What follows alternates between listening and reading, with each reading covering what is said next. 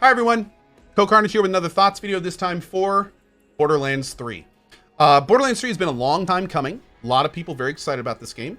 Borderlands 1 and 2 were good games. They fostered giant, very virulent communities. They've been following the game for years. A lot of folks were very hyped for 3, me included. We just got done with a almost fully franchise playthrough, so I was pretty hyped for BL3. Important to mention, going in, I didn't expect the best story.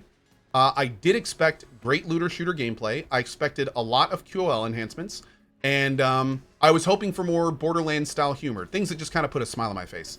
And I can safely say that's exactly what this game delivered on. Borderlands 3 is essentially a prettier, more QOL focused, upgraded Borderlands game. It is definitely, in terms of gameplay, probably my favorite Borderlands game.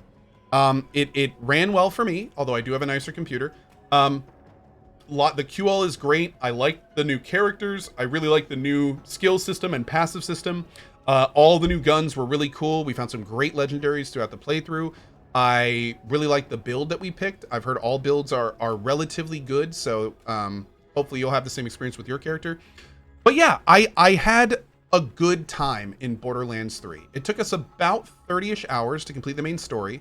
And it is important to mention that after you beat the main story, a lot of the rest of the game opens up, including new game pluses called True Vault Hunter modes. There's also Mayhem modes that rank up to 3 that add new things to your game. Also, very important to mention for anyone else doing a full playthrough, if you beat the main story, all the side quests in the world level up to you, so you don't have to worry about skipping side quests on the way up. I actually also confirmed with the community manager that all the side quests available throughout the game are also available at the end of the game. So that's pretty awesome. There's also some great new map systems. There's new objective tracking, so you can very easily kind of like clear out the game for people like me that are completionists. And yeah, pretty good. So let's go ahead and do a good and bad. So the good, Borderlands humor is there in spades. A lot of our characters are there. Lots of references. Really enjoyed the references throughout the game. Lots of nods to other games and other franchises. Super cool Gearbox to do that. The music was good. Although, honestly, I'll say this right now. I recommend you drop your gun sounds to 50% right when you start the game. One of the big negatives about this game is the fact that it is terribly mixed. I don't know how this game got out of production with the mixing that it has currently, because the guns completely override the music, and there's awesome music in this game. So, yeah, drop your gun sound to about 50%. Because the music is fantastic, and you just won't hear it. If you have a rapid fire weapon, you will not hear the music most of the time, and it's really unfortunate because it's great music. Also good stuff. Again, almost everything in this game has been touched from a QL perspective. Vendors are better. The skill tree is better to use. The inventory is a little bit better. They do still have problems. They are not perfect by any means. For instance, sorting needs to be worked on. The main map, you can't lock to north only. Weapon vendors don't auto compare weapons. There's definitely some weirdness, but it is an improvement in my opinion, especially since we just came from 2 in our franchise playthrough. It is definitely an improvement. And also all the little stuff I feel like can be patched, which is really good. Really, in the good column, I'm going to say that it is a solid successor to Borderlands 2.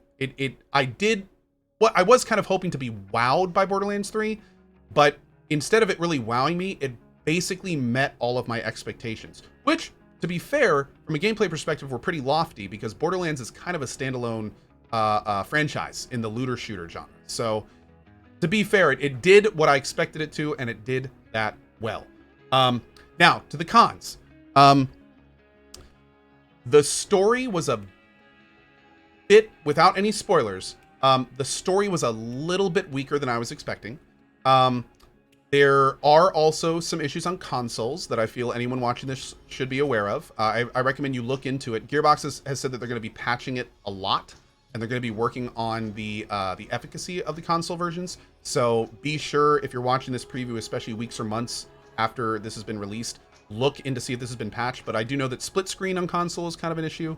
Also, on some of the heavier fights, some of the consoles are slowing down a little bit, so just keep that in mind. These problems are also, in some cases, on PC, especially mid and lower end systems. And also, as a very brief note, make sure to back up your save files on PC. It may not be a big issue, but there are slight reports here and there of people losing their save files. So just until we get 100% on that. In fact, someone just in here today was talking about losing 11 levels. So just in case they get, until they get that all locked down, probably safe to back them up. That being said, though, it's not like everyone's losing their save files. I've only heard a few instances of it happening, but I would hate for you to lose hours of progress. So figured I should let you know. On top of that, really, I don't have too many other negatives to talk about.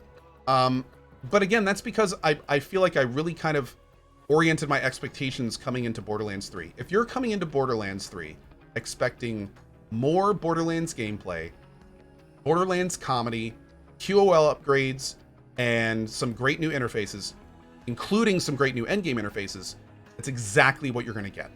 If you go into Borderlands 3 expecting a Tales from the Borderlands quality story, or you're expecting them to reinvent their gameplay loop, or any of this other stuff, you're simply not going to get it. Because that's not what they were trying to do with this game from everything we've seen. So that's kind of where we are with that. I'm very interested to know, as you guys do your playthroughs, how you feel about it, especially those that choose to go all the way with it. Kind of curious to see like how far you guys go with it, which has been which will be really interesting to see.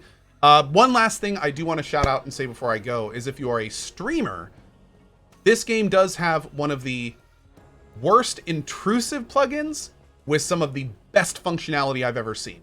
The functionality is super cool. Badass enemies can be named after viewers. They can vote on power-ups for them. They can give pinatas to streamers on levels.